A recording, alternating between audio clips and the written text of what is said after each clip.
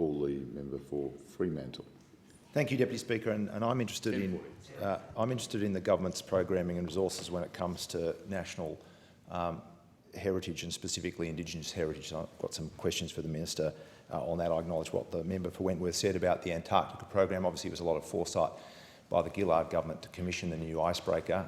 It is behind schedule. It means we won't have an operative vessel this summer. The Aurora Australis has been retired. The Noyena is not yet delivered. The comments the member for Wentworth made about Australia's role in Antarctica are important.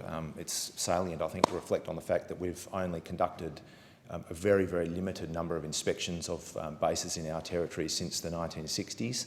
Until recently, that was as few as 9. I think we've changed our approach and we're going to do more of those, but that's yet to be seen.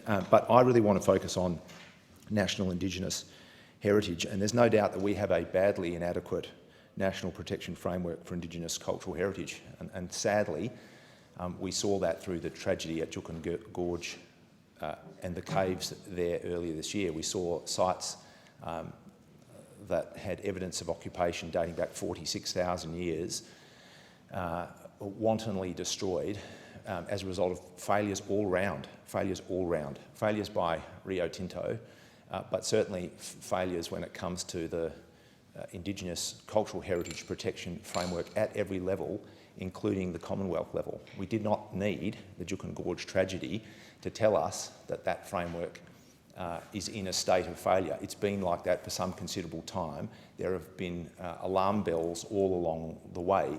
This government itself committed to a review of the Aboriginal and Torres Strait Islander Heritage Protection Act in its heritage strategy in 2015. It said that that review would occur by the end of 2017.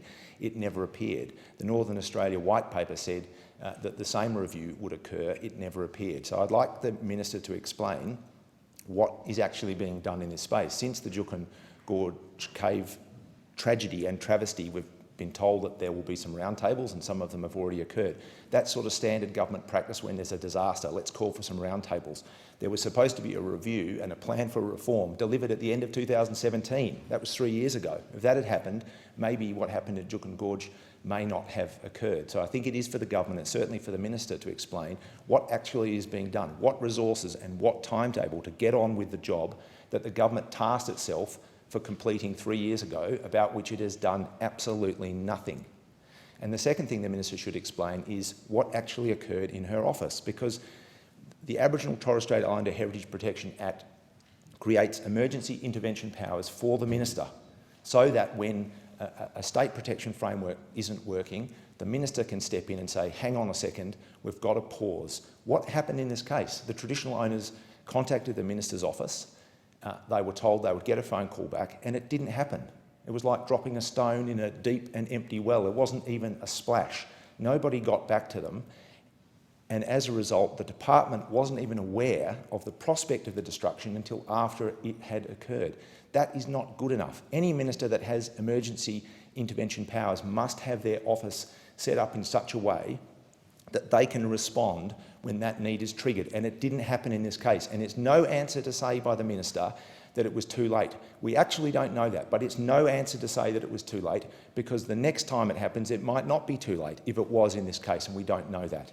So what I want the Minister to explain is, what has she done in her office to address that failure? I mean, the first thing would be to acknowledge it. You know, the Prime Minister this week talked about human frailty. We make mistakes. Ministers make mistakes. But I tell you what, things aren't going to improve if people don't have the courage to say, that wasn't right. What happened in my office wasn't correct.